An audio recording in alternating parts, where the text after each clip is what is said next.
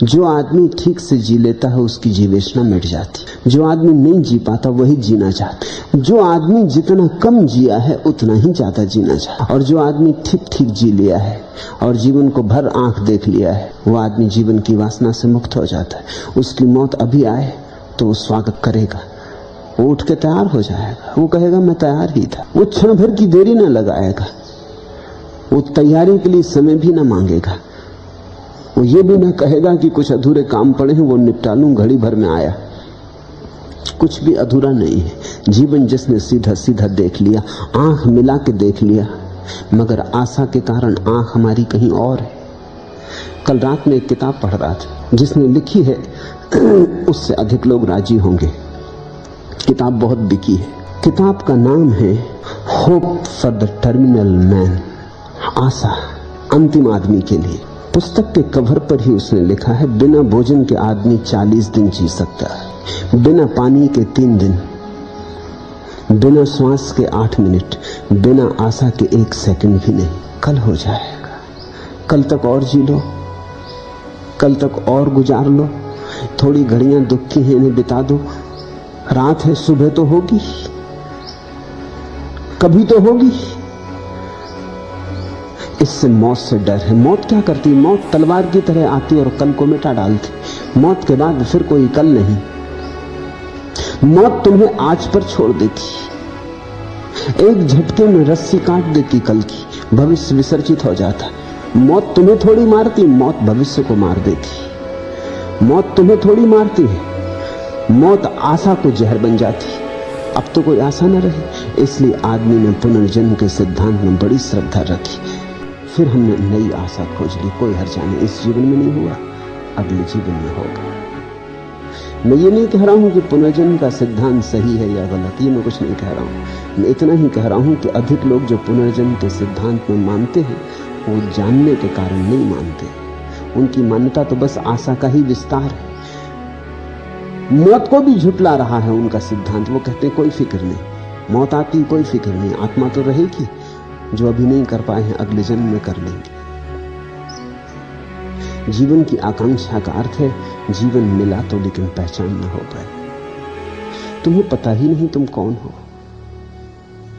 तुमने कभी गहन में ये पूछा ही नहीं कि मैं कौन। तुमने कभी ये जानने की चेष्टा ही ना की ये जो जीवन जो घटा है ये क्या है, इसका अर्थ, इसका रहस्य, इसका प्रयोजन, इसके पीछे क्या छिपा है। ये रोज उठाना, भोजन कर लेना, दफ्तर भागे जाना, दफ्तर से भागे आ जाना, फिर भोजन कर लेना, फिर थोड़ी कलह पत्नी से, फिर थोड़ा सो जाना, फिर सुबह, ये तुम करते रहे हो, इसे तुम जीवन कह रहे हो और इसी को तुम आगे भी लंबाना चाहते हो।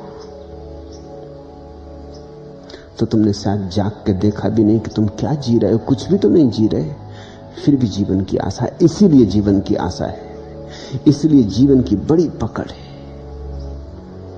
तुम अंधे भिखमंगे पर सोचना मत कि ये क्यों जी रहा है।